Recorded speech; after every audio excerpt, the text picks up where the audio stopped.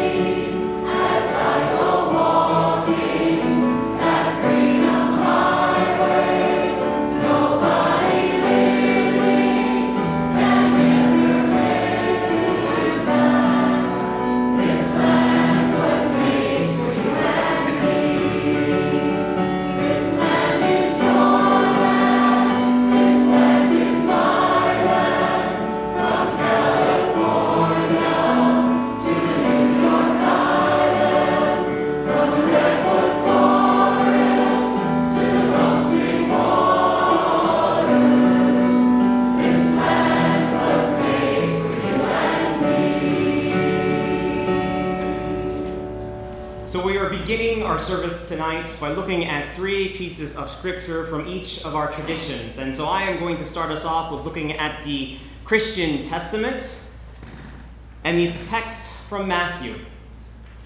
Now, to set some context of what's going on, Jesus has begun his ministry in Judea. And so he's walking along and he's doing things, and people are starting to hear about him, and they're getting a name for himself. And so as crowds start gathering around him, he heads up to a mountaintop.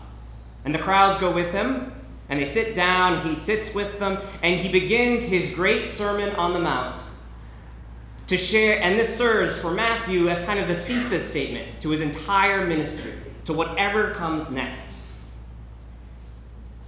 And these are the first words he says. Now, it's important to realize that when the Christian Testament talks about blessed, it doesn't mean blessed as in, you're happy or you're rich or you have the greatest house on the block. Blessed is always about who is God with. Who is God standing for? Who is God a part of? And so now I invite all of us to recite the words that are about to appear on the screen.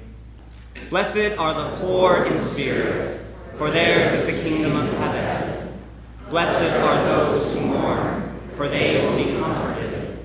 Blessed are the meek, for they will inherit the earth. Blessed are those who hunger and thirst for righteousness, for they will be filled. Blessed are the merciful, for they will receive mercy. Blessed are the pure in heart, for they will see God. Blessed are the peacemakers, for they will be called children of God.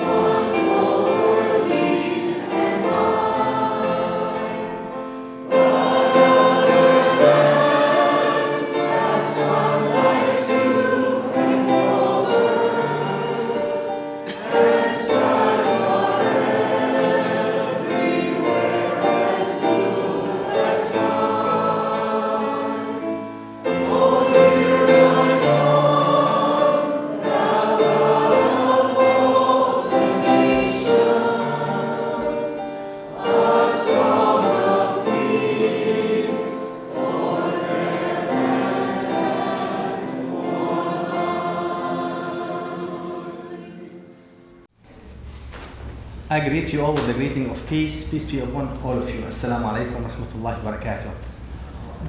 The text I would like to share with you today is chapter 49, verse number 13. This verse talks about God when he calls all humanity, all types of his people, black and white and red and yellow, saying, "Oh mankind, you have been created by one God, by the same God, from the same source." It shows equality between male and female. Our designer is the same.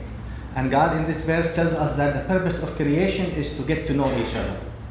The challenge of creation is to talk with each other, is to communicate with each other, is to build bridges with each other, is to trust each other and love each other, to live in peace and harmony, not to fight or discriminate or hate or divide.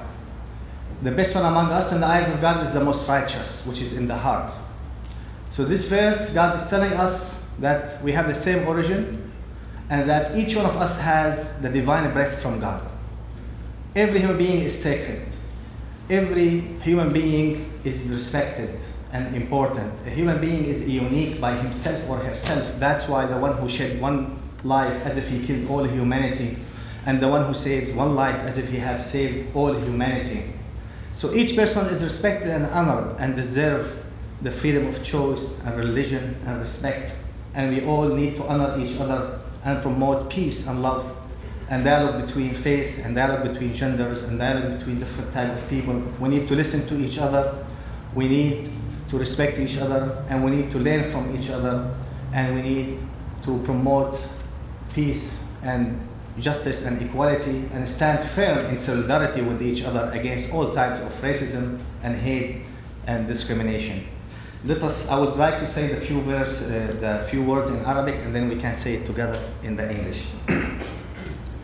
أعوذ بالله من الشيطان الرجيم بسم الله الرحمن الرحيم يا أيها الناس إنا خلقناكم من ذكر وأنثى وجعلناكم شعوبا وقبائل لتعارفوا إن أكرمكم عند الله أتقاكم إن الله عليم خبير. And we can do the reading together. O mankind, we created you from a single pair of a male and a female and made you into nations and tribes that you may know each other, not that you will despise each other. Verily the most honored of you in the sight of God is the one who is the most righteous of you, and God has full knowledge and is well acquainted with all things. Thank you. Good evening. Nice to see you all again. So this is a song that I wrote initially for a bunch of youth in our community that reflected some of the teachings and the values that we were taught in our Islamic education, and something to kind of inspire the youth to go out and do stuff like this. So this is a great initiative that we're happy to be a part of. So I hope you enjoy the song. I don't have music with it or anything, but it's something I wrote, and you can also sing along with me if you pick up on it.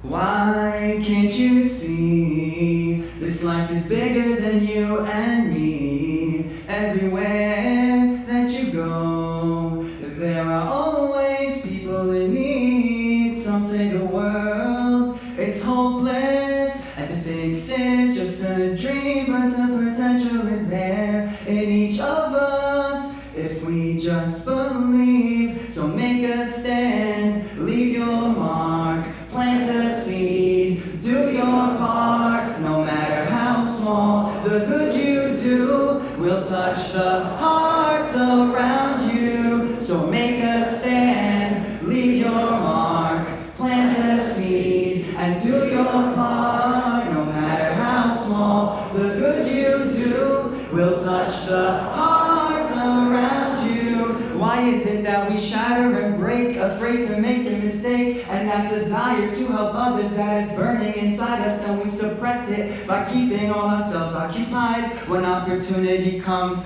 we all run and we hide to games and TV, Xbox or PC, anything to suppress your responsibility. But do you feel me? We all have good in our heart, and sometimes we don't know where to start. But no, you're not alone, and hear me when I say this. Everyone in this room is built for greatness. So make a stand, leave your mark, plant a seed, do your part, no matter how small. The good you do will touch the hearts around you. So make a stand, leave your mark, plant a seed, and do your part, no matter how small. The good you do will touch the hearts around you. Every time we are motivated, hours later the feeling faded. I know sometimes things can look bleak, the finish line can be so hard to see, but one step forward and every baby step You're one step closer towards the end, and a prize awaits, a hidden truth. When you're helping others, you'll love what you do. So make a stand, leave your mark, plant a seed, and do your part. No matter how small, the good you do will touch the hearts around you. So make a stand, leave your mark, plant a seed, and do your part. No matter how small, the good you do will touch the hearts around you. So open your eyes, there's so much you can do if you just believed in you. Thank you.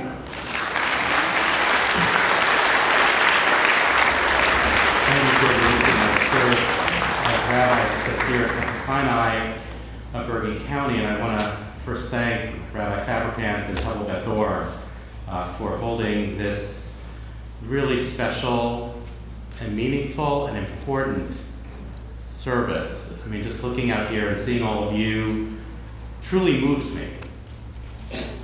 And to hear everybody singing together, "This land is your land," I mean, what a moment, and how special it is to be here with you. I'm here as a rabbi. I'm here also representing the Jewish Community Relations Council of Northern New Jersey, but I just want to share a brief story as to why I'm really here, and that's to do with something that happened last Tuesday night.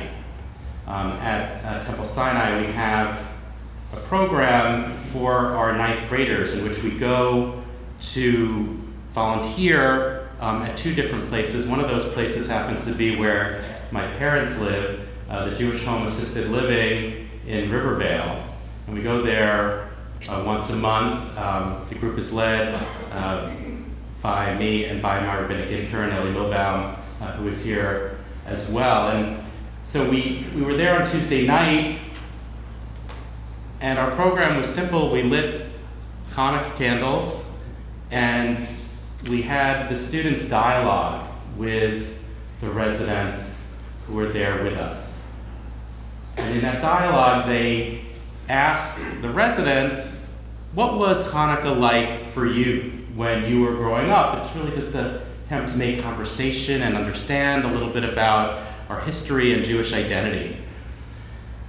And one man, his name is Misha, stood up, and he clearly wanted to get the attention of everyone in the room. And he said, once he had their attention, when I was 18, I was in a concentration camp in Estonia.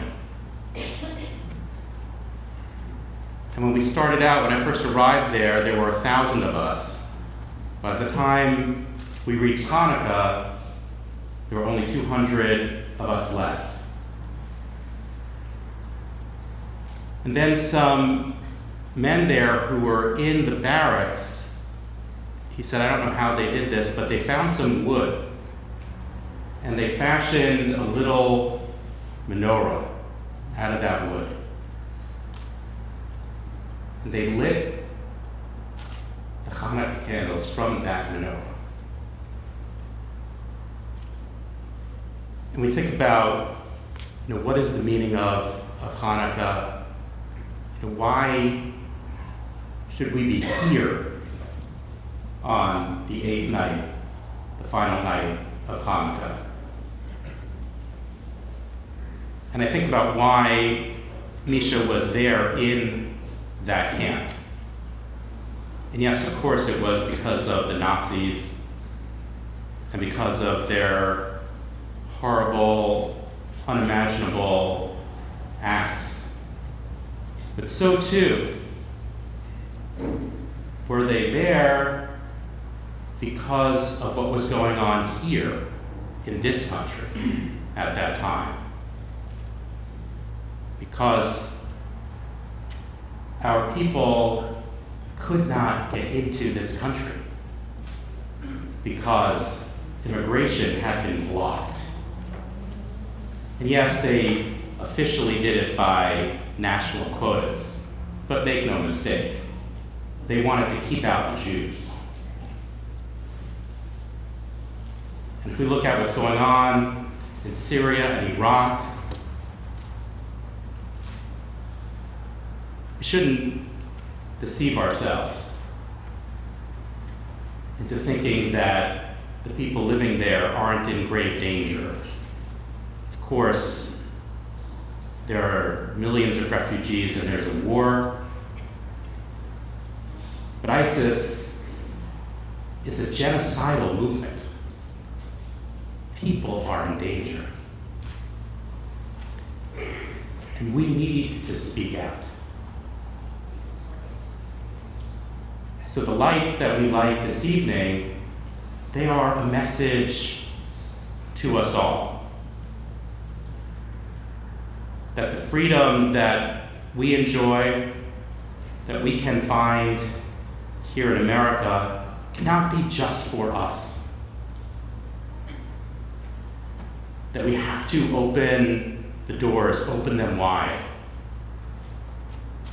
and to really see one another and recognize one another as fellow human beings.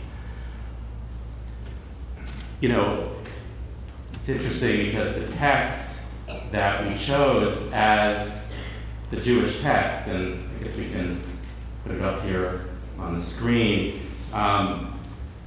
bears a remarkable resemblance to the text from the Quran that Imam Sharaf shared with us. And we shouldn't be surprised by that, because all of our traditions have so much in common.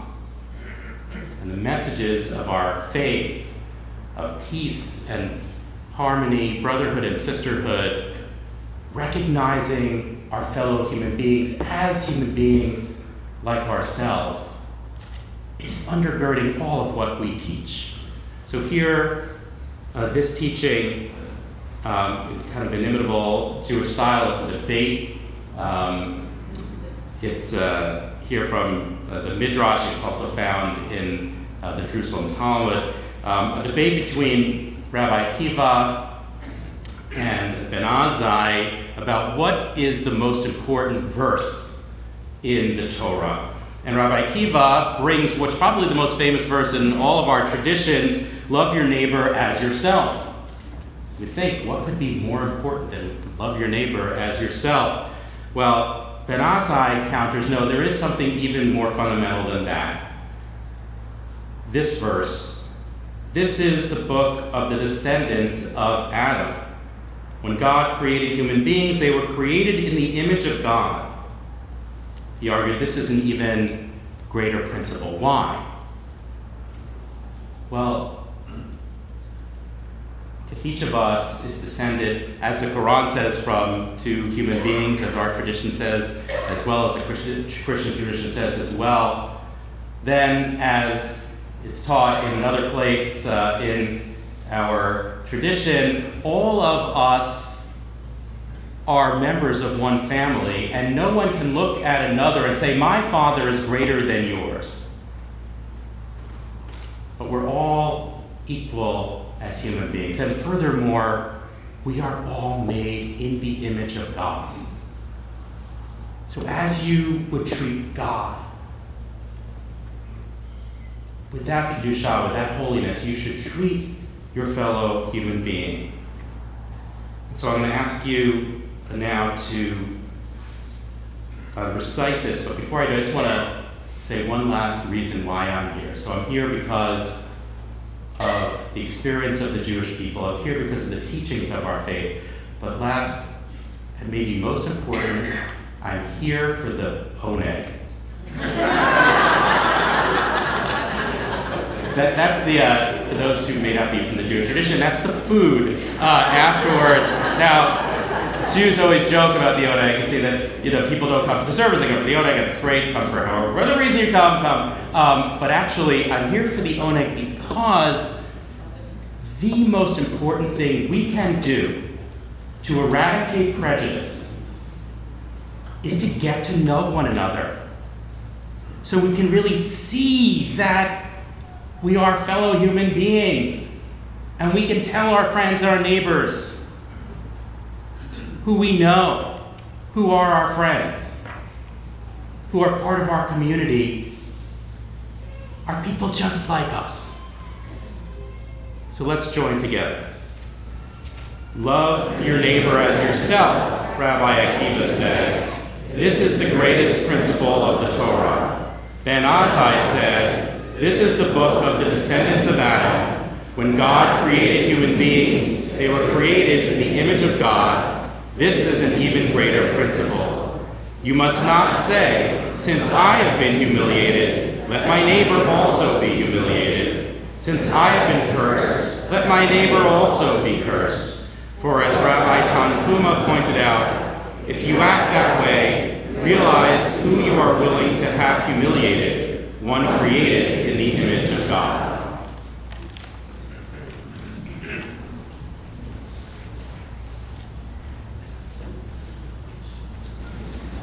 Hello, what an honor to be here. I hope you're honored to be here with your neighbors and your new friends. We're moving out of a place of word and into action. I went to Drew University, and they called the one orthodoxy, right belief, and into moving orthopraxy, into right action. So let me just tell you a little story, a little tiny story, because I'm a minister and that's what we do. And a little story, and it's the elephant. The elephant was walking down the street, as elephants will do, taking up lots of space, and came across a hummingbird. The hummingbird was on her back, and her feet were right up in the air like that. The elephant says, "My goodness, what are you doing, dear? What are you doing?" She says, "Well, I've heard a rumor that the sky is going to fall today, and for me and myself, I'm doing my part. I'm going to catch it if it falls." The elephant says, just like you did, laughed at the poor hummingbird, said, "What in the world can you, a small, tiny little hummingbird, do if the entire sky begins to fall?"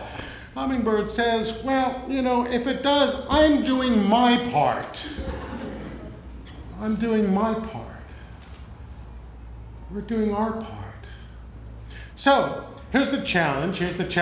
Now, it's not just you who are going to be uncomfortable. My own congregation is tremendously uncomfortable with all of this. I should tell you, I'm going to command you, I'm going to plead with you to find someone you don't know. Maybe they're sitting over there. Maybe they're dressed very differently from you are. Like this. It's like my granddaughter says, "Grandma, how come you wear your bathrobe to church?" Find someone different. Find someone who you think maybe that's a new friend, and you're going to pass the peace of God in your most deep understanding from your heart. You're going to find somebody right now, and we're going to take some time to do this. You look around, you find that person, and you're going to pass the peace of God to that person, and we're going to call you back when we think you've had enough.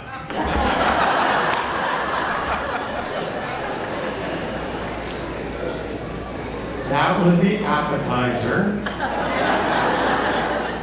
Because I understand immediately following our service to God today, we're going to continue. Now I'm just a white kid from New York, and so what are we going? Where are we going after this? What's the word? Okay. Oh, that's right.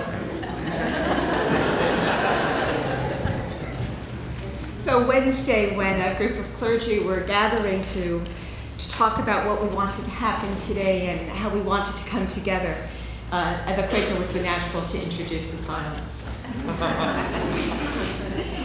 In the spirit of friends, we embrace the silence as a way of ripening our hearts.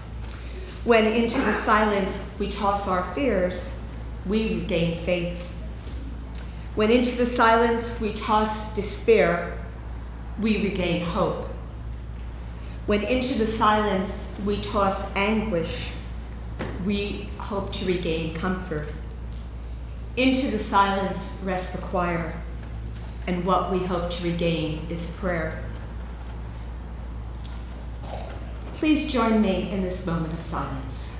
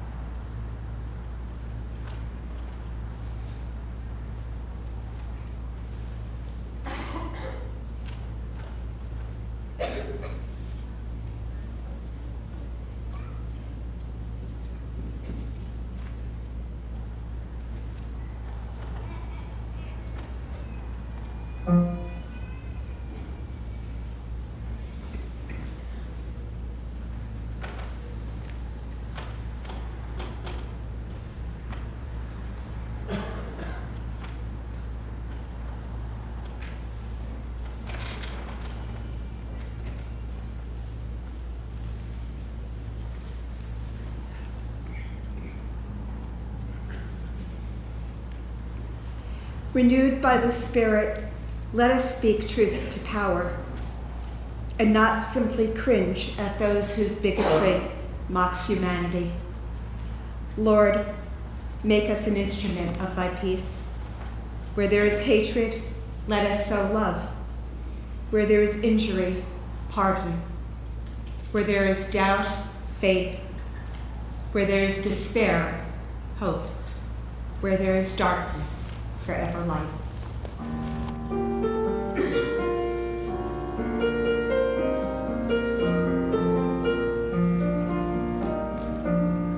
May the one who makes peace in the heavens and descend on us, and the world will say Amen. May the one who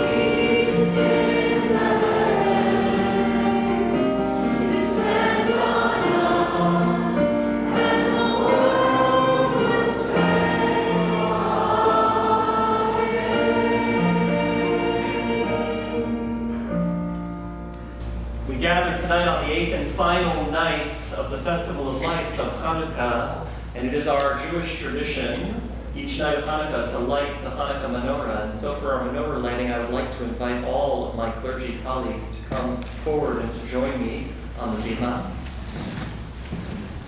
And as they do, with apologies to those of you who know this story well, a brief word about the menorah. In the days of the Greek Empire, the Jews of the small kingdom of Judea were forbidden to practice their religion. They were forbidden to study Torah. They were forbidden to ordain rabbis.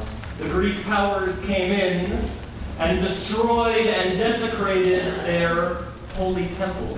A small group of Jews, the Maccabees, rose up against them, and in a great miracle, they were able to defeat the Greek soldiers, gain their independence. They came back to restore and to sanctify their temple, but they found it ruined. One of the things that they had to restore was the menorah, the lampstand. They found only enough oil to keep the lights in the menorah burning for one night. But a miracle occurred, and that light, only enough, the oil only enough for one night, lasted for 8 nights. Every year we commemorate that miracle and their bravery by lighting 8 lights for 8 nights during the Festival of Lights during Hanukkah. But I want to add one more thing, which is that it is a Jewish tradition when we light the menorah not to leave it burning on our kitchen table or wherever we happen to light, but to take that menorah and its lights and place it in the window. Or better yet, outside the front door.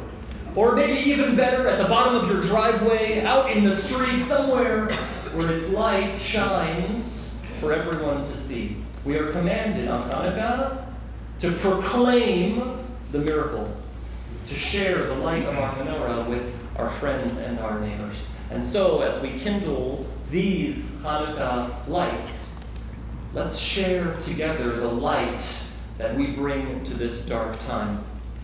The miracle of religious freedom and its preservation, and our hope and faith for our future peace and unity. We begin our candle lighting with the special blessings for the lighting of menorah, and I'll ask Cantor Sokolov to lead us in our blessings. Baruch atah Adonai Eloheinu melech haolam asher kiddushanu b'mitzvotav v'tzivanu lehanikne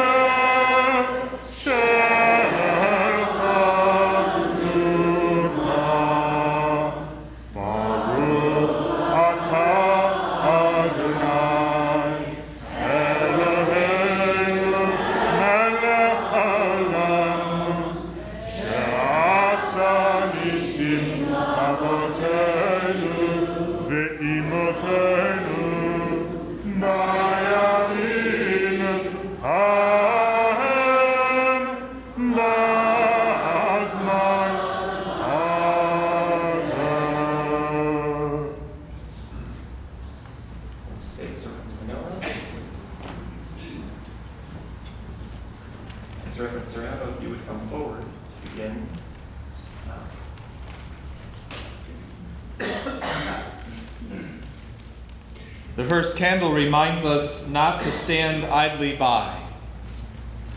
When words of hate are spoken, we will not be silent. We will speak out for the dignity of all people.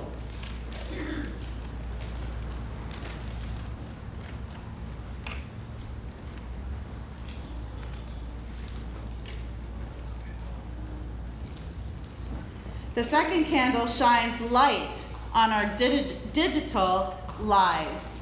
When social media is used to spread ignorance and hate, we will not be silent. We will post, comment, and share the message of unity.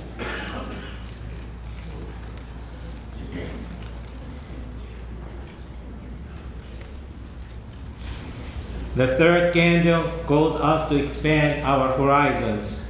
We will seek opportunities for fellowship with those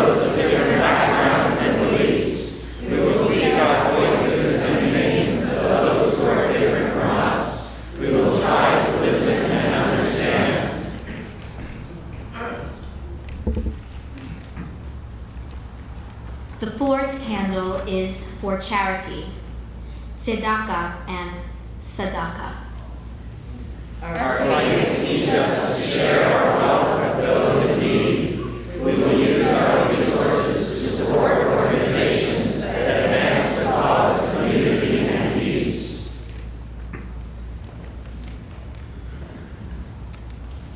The fifth candle shines onto the public sphere. We accept our sacred duty to help our country and community to fight our values in politics and civil life. We will oppose discrimination and stand up for justice, safety, and peace. The sixth candle carries our prayers. In different faiths and different languages, we will be united by our prayer. We will pray for an end to violence and fear. We will pray for love and understanding to prevail. The seventh candle stands against violence. We reject violence of any kind in the name of religion. We proclaim that true faith seeks the end of violence.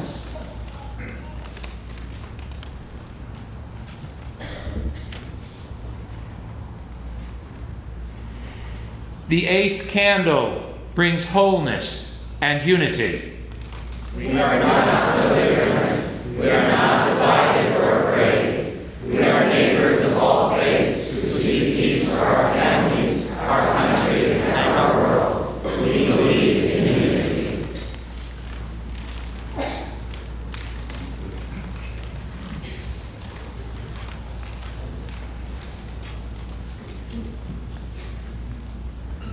We take a moment to behold the Hanukkah menorah lit with all its 8 lights, and what wonderful prayers and hopes it represents for us, for our future as a community. To all that we have said, let us say, Amen.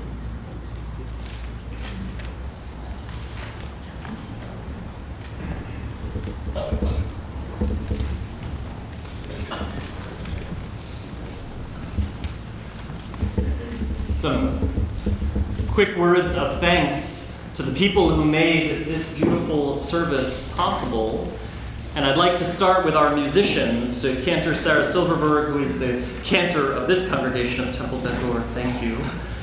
To Dr. Steve Freitas, to our second singer, for adding your beautiful harmonies and your voice. To Janet Montroy, thank you for accompanying us this evening. And although his name does not appear here, to Amar Sharaf, wherever you are in this room, thank you. Thank you.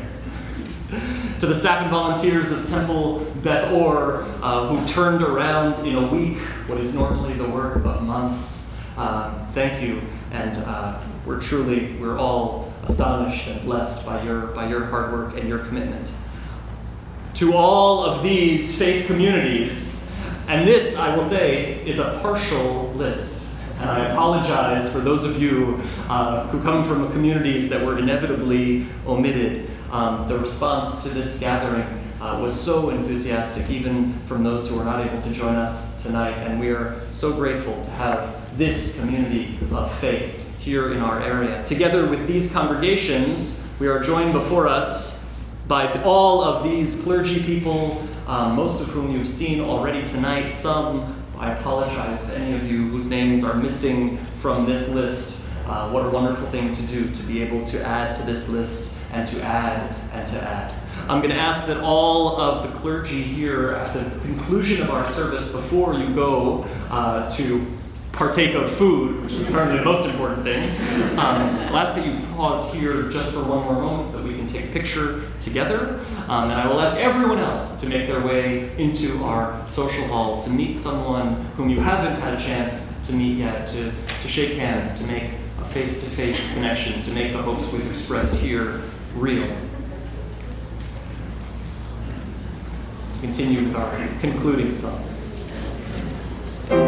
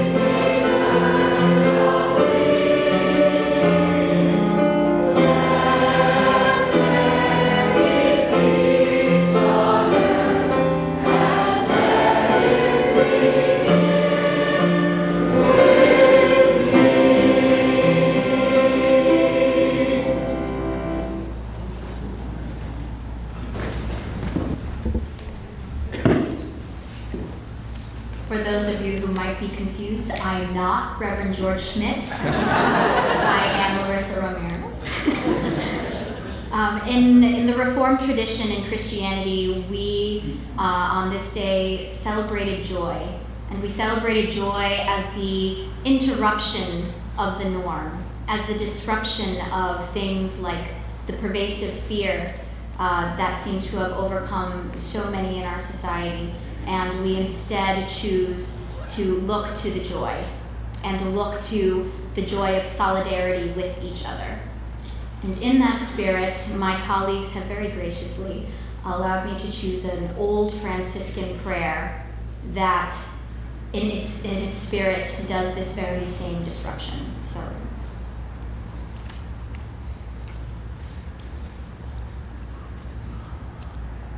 May God bless you with discomfort at easy answers, half-truths, and superficial relationships, so that you may live deep within your heart.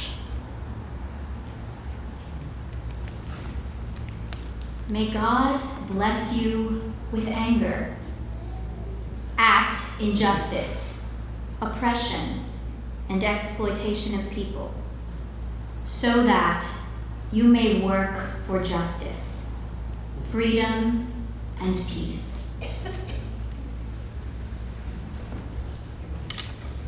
May God bless you with tears, to shed for those who suffer pain, rejection, hunger, and war, so that you may reach out your hand to comfort them and to turn their pain into joy.